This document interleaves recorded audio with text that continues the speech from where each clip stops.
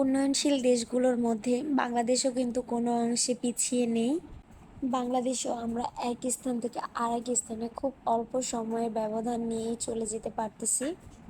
প্রায় 1 ঘন্টার রাস্তা আমরা প্রায় 15 মিনিটের মধ্যে চলে যেতে পারতেছি। সব রকমের যানজট বাদ দিয়ে, সব রকমের কোলাহল বাদ দিয়ে আরামে এসির ভিতরে বসে তাড়াতাড়ি খুব অল্প সময়ের মধ্যে কিন্তু আমরা এক স্থান থেকে আরেক স্থানে আমাদের কর্মস্থলে পৌঁছাতে পারতেছি। তো হ্যালো এভরিওয়ান, আসসালামু আলাইকুম। কেমন আছেন সবাই? আমি এতক্ষণ ধরে কিসের কথা বলতেছি নিশ্চয়ই আপনারা খুব ভালো মতো বুঝে গিয়েছেন। দেখতেই পাচ্ছেন আমি মেট্রোতে গিয়েছিলাম। এর আগে আমি আপনাদেরকে বলেছিলাম আমি আপনাদের সাথে মেট্রো সম্পূর্ণ ভিডিওটা শেয়ার করব। আমি শাহবাগ থেকে উত্তরায় আসতেছিলাম, তো সেই ফাঁকে আমি ভিডিওটা করে ফেলেছিলাম আপনাদের মাঝে শেয়ার করার জন্য। মেট্রোতে ভাড়াটা একটু বেশি হলেও কিন্তু আরামটা অনেক। টিকিটের প্রসেসিং কিন্তু দুই রকমের, একটা হচ্ছে কম্পিউটার দিয়ে টিকিট কাটতে হয়, আর একটা হচ্ছে ওইখানে ওনাদের কাস্টমার লোক থাকে, তারাই টিকিট কেটে দেয়। মেট্রোর প্রত্যেকটা স্টেশন এখানে দেওয়া থাকে, তো আপনারা কিভাবে কিভাবে করতে হবে এটা সম্পূর্ণ এখানে দেখতেই পারবেন। প্রত্যেকটা প্রসেস একটার পর একটা আসতেই থাকবে। এইখানকার খুব মজার বিষয় হচ্ছে টাকা যখন মেশিনে দেওয়া হয় তো কোনো পুরোনো টাকা দিলে মেশিনটা গ্রহণ করে না, ওটা আবার ফেরত দিয়ে দেয়। এই জিনিসটা আমার কাছে অনেক ভালো লাগছে যে মেশিনও কচকচা টাকা ছাড়া পছন্দ করে না।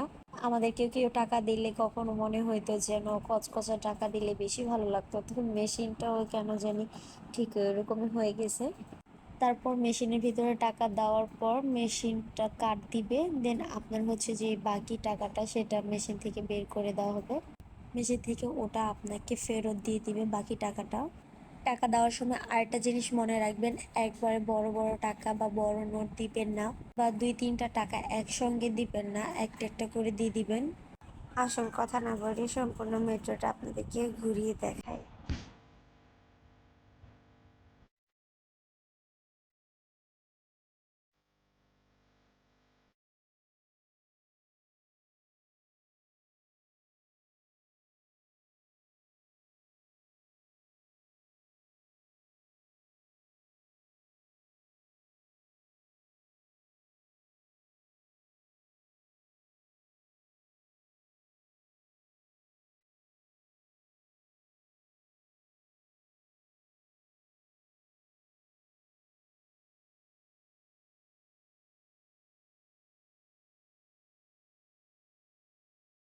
আমাদের ট্রেন চলে এসেছিল, কিন্তু কি আর করার, এত পরিমাণের মানুষ যার কারণে আমরা প্রথম ট্রেন রেখে পরের ট্রেনে আমরা যাই। উত্তরা থেকে আসার সময় অতটা জ্যাম থাকে না, কিন্তু কিন্তু যখন শাহবাগ থেকে উত্তরায় যাব তখন অনেক জ্যাম থাকে, কারণ এখানে তখন ব্যস্ত এলাকার লোকেরা সবাই যাওয়া আসা করে। দেখতে পাচ্ছেন কত জ্যাম। দুপুরের দিকটা একটু বেশি জ্যাম থাকে, কারণ ওই ট্রেনটা ছেড়ে দিয়েছিল, আমরা ট্রেনে উঠতে পারি নাই। তারপর কিছুক্ষণ আমরা স্টেশনে ওয়েট করার কিছুক্ষণ পর প্রায় 10 মিনিটের পর আবার আরেকটা ট্রেন আসে, সেই ট্রেনে আমরা চলে আসি।